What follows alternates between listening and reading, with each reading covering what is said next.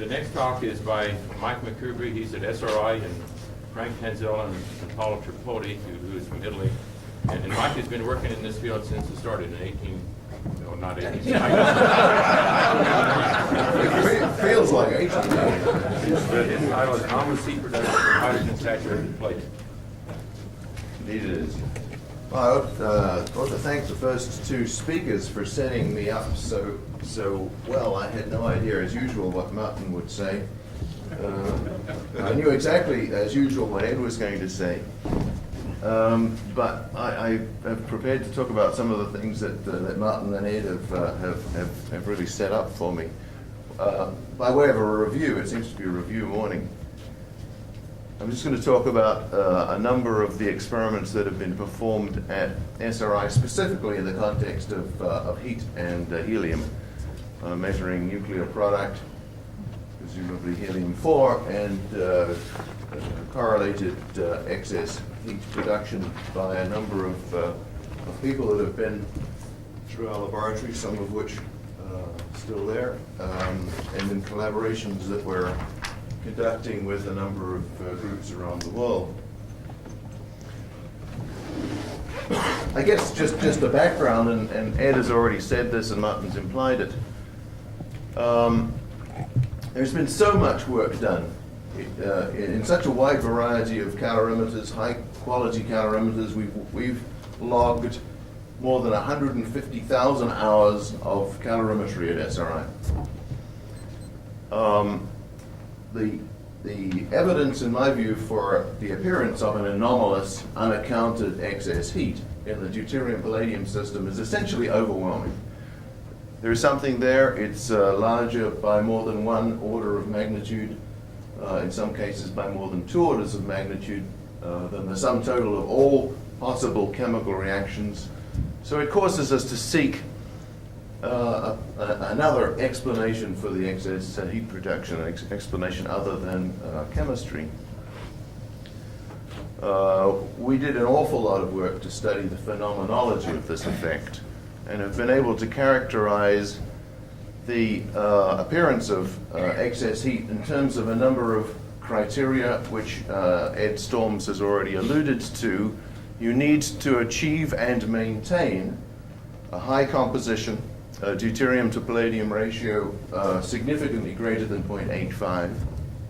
You need to achieve and maintain a high cathodic current or current density. I'm not able to separate between these two criteria over some criterions, over some threshold value. And in addition, I don't know what happened to my computer, but maybe the other end. this will probably work. The powers of Microsoft Word numbers things randomly, but the third criterion, labeled 1 here, I think you also need to maintain a flux of deuterons through the interface, that the phenomenon that we're studying is not an equilibrium phenomenon.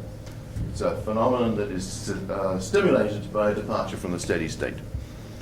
We developed an equation which accounts empirically for these three somewhat conflicting criteria, so that we are able to explain, again, phenomenologically, the observations of excess heat, particularly for 1 millimeter cathodes that we did most of our work with. So, I just assert that we have established the existence of a phenomenon. There is something there which needs to be explained, and that something yields unaccounted amounts of excess heat. These three criteria here are what I consider that we need most importantly to do. We need to establish reproducible control over a system, and the system is causal. And whether it's an artifact or a mistake, a systematic error, the system is causal. When you do something, you must always get the same response, and we must assert reproducible control over our experiments so that we can make more rapid progress. Ed has already said this. We need to demonstrate clear and convincing evidence of quantitatively and temporally correlated appearance of excess heat.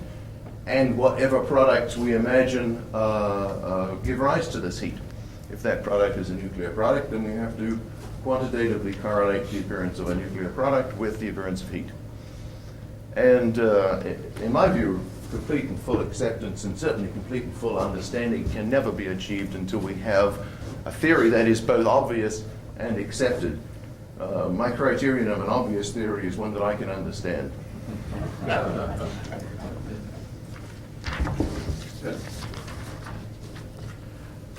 This symposium was organized by Mel Miles, and I should give him a plug.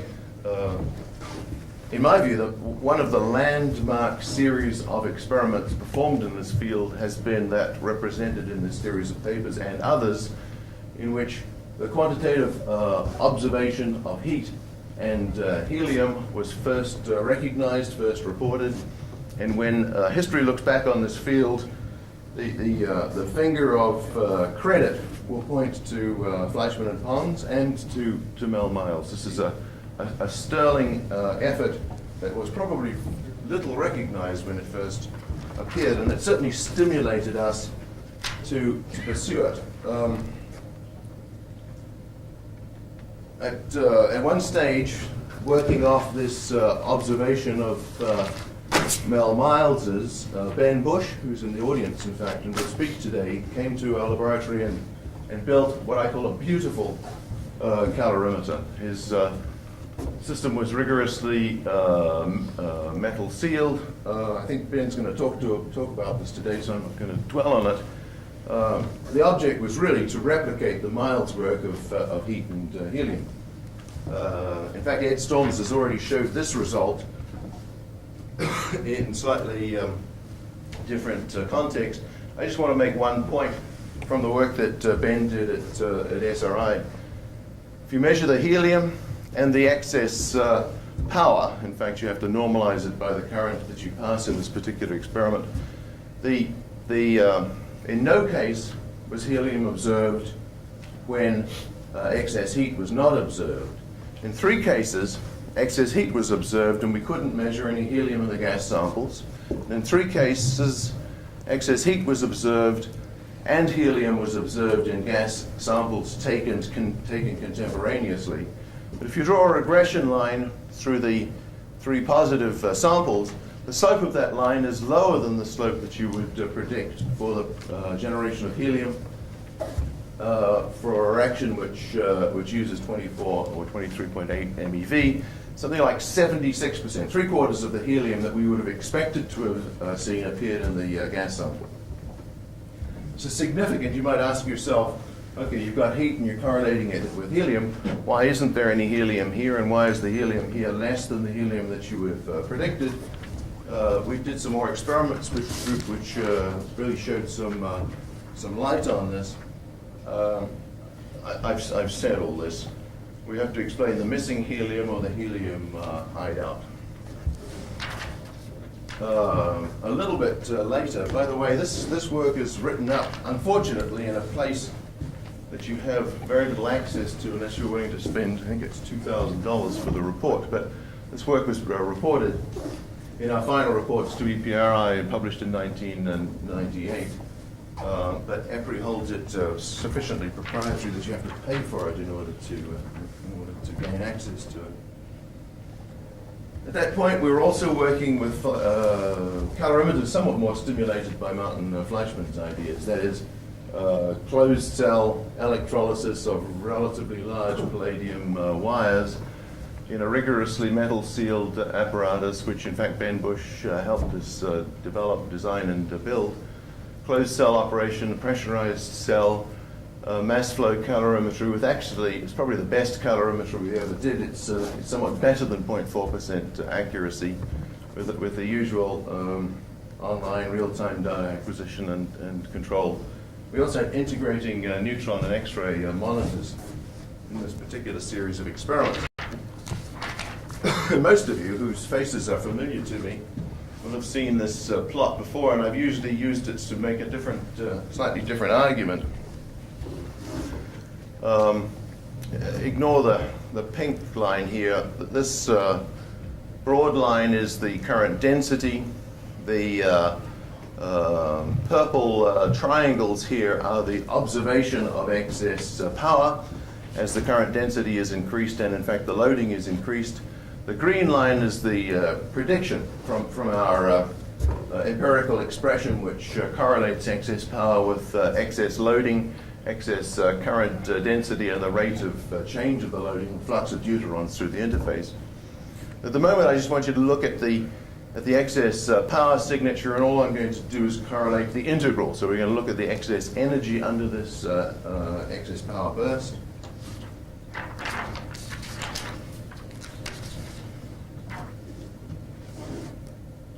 And compare it with measured values of helium-4. So this region here is the excess power burst. This is the integral of the excess power converted to an expectation value of concentration of helium-4 in the gas phase, with the presumption that the helium-4 is born with 23.82 MeV. When we took a gas sample, at this point, the measured value of helium in that gas sample represented only 62% of the expected helium. As consistent with Ben Bush's experiment, we found a heat and helium correlation, but the amount of helium that we observed was less than that which we expected to see. We took a second sample sometime later and found that the helium level had in fact increased, that we were seeing more helium in the gas. So what we did was undertook an exercise of the cathode in which we loaded it and unloaded it, made it anodic and cathodic, and exercised the temperature, and took a final gas sample, at which point if you do a mass balance of the helium that we've withdrawn from the cell and compare it with the predicted number of atoms from this integrated signature of excess heat production, we got 104% plus or minus 10% error bars. So this tells me that not all of the helium that is produced commensurate with the excess heat is presented immediately to the gas phase for analysis, that some of it is retained close to or within the cathode, but that it is accessible, that you can remove it by exercising the cathode. So that now we can account for the missing helium in Ben Bush's experiment as simply helium that is retained, restrained, and somehow prevented from gaining access to the gas. And of course, it's only the gas that we can submit for external analysis for helium-4. These are the conclusions in that same expensive EPRI report. Significant amount of excess energy was produced. Excess energy is consistent with measured helium so long as we assume vessel and manifold are helium leak tight. Sampling is performed without contamination. Helium is sourced approximately 24 MeV per atom. Its release to the gas is delayed, and the helium release can be stimulated by compositional and temperature cycling. We also concluded that definitive statements would be difficult to make about helium-4 unless or until it is measured at or above ambient levels, 5.24 parts per million in our laboratory. And obviously, if you're going to try and prove something which is on the surface of it impossible, you must rule out all possible errors, and the background for helium-4 in the air that we breathe is simply so high that you have to produce enormous amounts of energy in your experiments to exceed this 5.24 parts per million background level. The other thing, of course, time correlation of the signature of helium production with heat production would give you more interesting and direct evidence. So, this is hard to do in an electrochemical system, and it's hard to maintain a rigorously metal-sealed electrochemical system with a large amount of electrolysis inside, and try and restrain all of the helium that is produced in the experiment without any admission of helium from the outside. And we looked at other cleverer, simpler ways to make this correlation between heat and helium production. And at the Vancouver conference a little over a year ago, Les Case presented a result very briefly presented a result in which he demonstrated an excess temperature effect when deuterium gas was applied to the surface of palladium on carbon catalyst materials. He observed an anomalous excess temperature, which he interpreted as heat. And he also had submitted samples for helium-4 analysis, excuse me, and found significant levels, in more than 10 parts per million levels of helium-4. This is exciting and interesting to us, and we immediately started a collaboration, an attempt to work with Les Case to replicate his work and run it on the SRI mass spectrometer, run it online with real-time data acquisition. But basically, it was Les Case's experiment in a somewhat different geometry. And the key elements are there's no electrolysis. Martin said it exactly right. The world is fascinated with electrochemistry, except electrochemists, if they can find another way of doing the job, will always choose the other way. So the way we chose to do it was simply a gas loading experiment. And the experiment as it's presently configured looks something like this. Very, very simple. And you have a stainless steel vessel with a conflat flange on the top. Thermo well, which is situated into the catalyst carbon bed, an exposed gas space, a helically wound heater on the outside. This is put inside a stainless steel dewar inside some solid insulation material. We have a gas pipe which connects to the mass spectrometer. The whole thing runs online. The mass spectrometer doesn't do anything else except monitor this experiment. And I don't need to go through the details of it, but basically we submit samples of room air, a calibrated gas, and the sample that we mean to measure the helium-4 levels into the mass spectrometer. The mass spectrometer is capable of baseline separating helium-4 and D2, and obviously these are two mass 4 species. We have to be able to separate the two peaks. The cis calorimeter does a perfectly adequate job of doing that, so we could measure helium-4 in the presence of D2. In this case, there was something like 1.77 parts per million of helium in that sample. We've done 16 experiments in this particular geometry, and I show you the results of a few of them here. Basically, you start the experiment, you clean the catalyst somewhat according to Case's procedures and protocols. You submit your final deuterium sample to deuterium experiments, hydrogen in blank experiments. Close the valve and wait. And periodically we will submit samples to the mass spectrometer for helium analysis. So we have time in days. These experiments typically run at 175 to 200 degrees centigrade. And of the 16 experiments that we've done, they break generally into three groups. One group, which essentially nothing at all happens. That is, for the duration of the experiment, there is no evidence for helium-4 production. A second group, which shows a sort of a slow exponential increase to significant levels and clearly well-observed numbers, meaningful measurements, but somewhat below the ambient level. Here's the level of helium in the air in the room of our laboratory.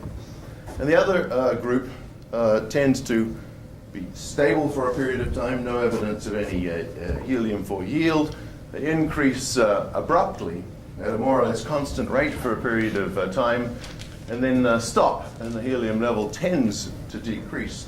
This diminution of helium-4 is in fact not leaking of helium-4 out of the apparatus, but it's sequestering in either the carbon or palladium phase within the calorimeter. But the striking thing is that we can, in many instances, now 5 in this particular geometry, have seen an increase of helium-4. I think one of these results Ed Storms showed before. We're increasing helium-4 to beyond atmospheric levels. This is interesting, and we can't obviously explain this now in terms of leakage of ambient helium into the experiment. This result is an apparent production of helium-4 inside the closed stainless steel vessel, which contains nothing but D2 gas, palladium on carbon catalyst. Now, one of these experiments was operated with the help of Russ George, in fact, in July of last year. It was an earlier manifestation of the cell in which the sealing was not with a conflat valve, which I would advise everybody to use. This is a swage lock fitting, which requires a lot of work, in fact, a lot of force to seal adequately. But the salient factor in this experiment, and all subsequent, in fact, is that we have 1 or 2 temperature sensors placed in the bed, 1 or 2 temperature sensors placed in the gas phase, and obviously we have a measure of the temperature in the air. And we can use this as a crude sort of calorimeter, the temperature difference between the bed and the air, in particular relative to a blank experiment loaded with hydrogen, can be used. I hesitate to use the word as a calorimeter, but we can use to infer heat flow information from the measurement of temperatures in these 2 positions. We have 2 ways to do this calorimetric estimate, and I'm not going to go through the details. One is basically an absolute measurement with respect to the air. The other is a relative measurement between an active cell filled with deuterium and a blank cell filled with hydrogen. I've just reproduced the helium-4 signature of one of the curves that I showed on the previous slide. Baseline, this is the initial value of helium in that particular sample of D2. Flat, increase. And I've compared it with the calorimetric estimates made in these 2 ways, differential and gradient. As you can see, there's a strong correlation here between the rate of appearance of helium and the excess power, or the integrated helium level and the integrated excess energy, suggesting that the heat, the green and blue lines, and the helium, the red line, are correlated. That is, they are derived from the same phenomenon. If we compare with the various errors that are attendant to those 2 different measurements, the estimated excess energy and the observed helium increase, the correlation lines are straight lines, and they go through the origin. The error bars are relatively large, particularly in the calorimetric dimension, because of some uncertainties in the temperature of the heat flow constants of the calorimeters. But the correlation is notable and probably highly significant. The slopes, again, are a little bit more than we would expect. The expectation value, the Q for that reaction, the reaction that we're testing for, is 23.82 MeV. Certainly 23 is within the uncertainties of these experiments, but I would suggest that the value here isn't high because of the large uncertainties. I would suggest that the value is high because some of the helium was retained inside the carbon matrix, as we had demonstrated previously for the M4 experiment.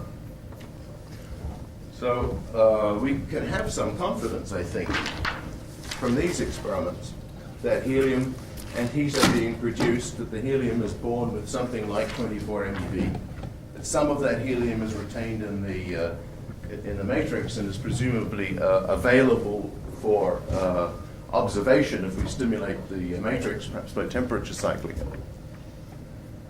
A final experiment that I want to talk about in this somewhat abbreviated history is work that we're doing with Professors Arata and Zhang, as Ed Storms has already mentioned, the other people who have made a notable claim for heat and helium, not necessarily quantity correlated or time correlated, but the appearance of heat and the appearance of helium in the same experiment. is Arata and Zhang, and we have run recently, well, it finished recently, it started quite a long time ago, a DS double-structured cathode built by Professors Arata and Zhang at Osaka. For those of you that don't know this geometry, it's a large palladium cathode with a drilled-out void. Into the void is introduced palladium black and its electron being welded closed. They built the cells. They built two identical cells, which we operated, one in heavy water electrolytes, one in light water electrolyte, following their protocols, with a slightly modified form of our normal mass flow calorimetry with the usual characteristics. The cells are so large and not hermetically sealed that we were not able to submerge the Arata-Zhang cells completely in our constant temperature bath. The tops were immerged so that our accuracies and sensitivities for this experiment were somewhat less than normal. But nevertheless, I think a competent job of calorimetry, probably as good as Arata and Zhang themselves have performed. And the salient fact, which I have reported to Professors Arata and Zhang, is that the results of this experiment pretty much confirm the results of the experiments that they have done in Japan.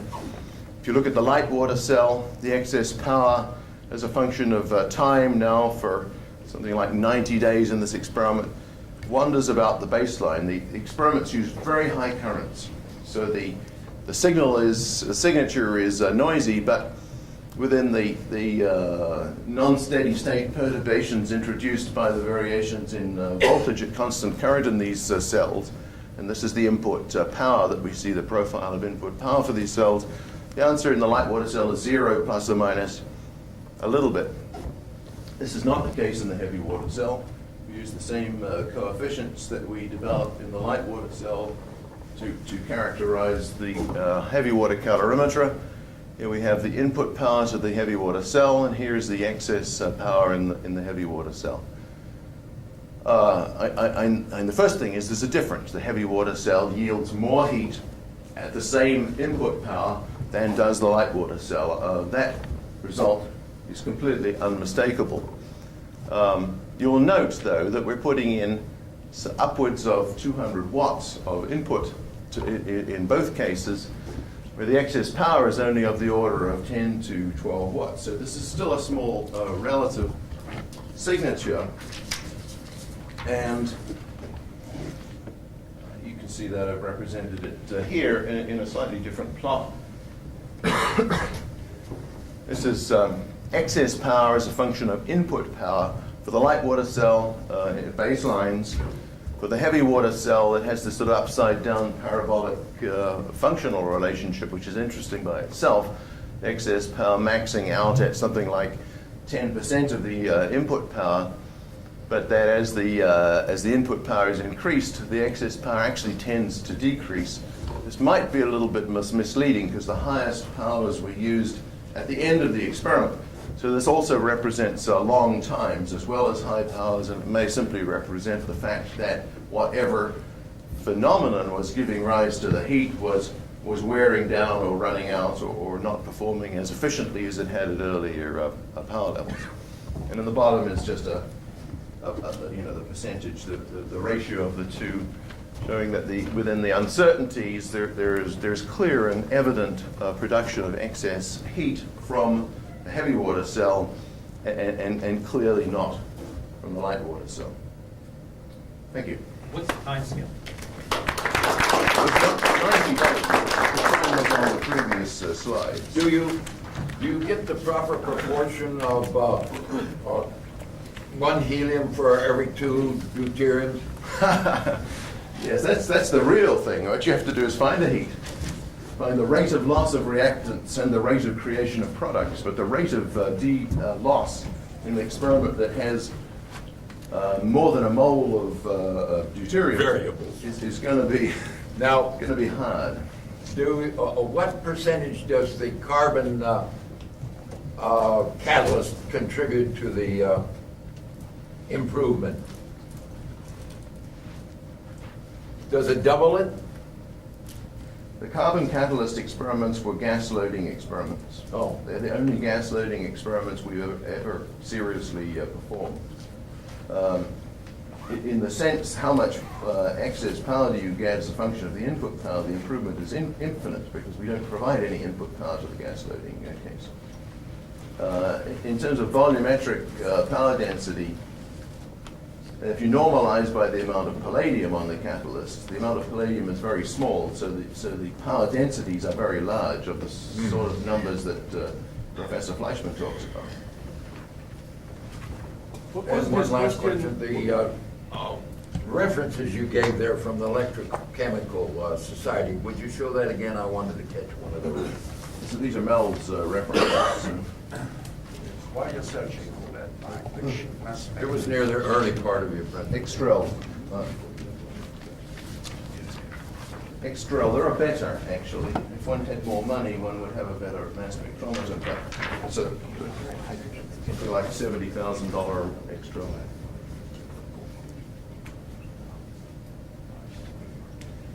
This is proceedings, actually, from the Electrochemical Society. We should probably talk to Dr. Miles about that. On your previous graph, what happens during the first 30 days of the experiment? Bad calorimetry.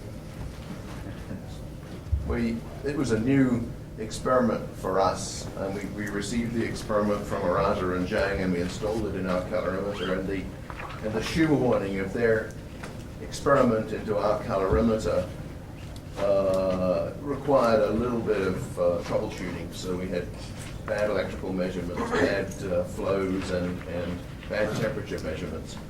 And the data are just not, I would be ashamed to show them to you. Well, I've been there too. When you had 200 watts, what was the current?